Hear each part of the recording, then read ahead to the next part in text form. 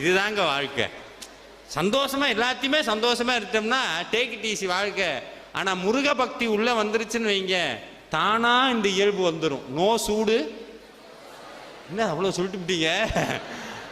எவ்வளவு அடிச்சாலும் திருப்ப திருப்ப யார்கிட்ட வருவோம்? முருகன்கிட்ட தான் வருவோம். கற்பனை என்றாலும் கச்சிலை என்றாலும் கந்தனே உனை மறவே, நிற்பதும் நடப்பதும் நின் செயலாலே. நிற்கிறது நடக்கிறது பேசுறது எல்லாம் நீதான்.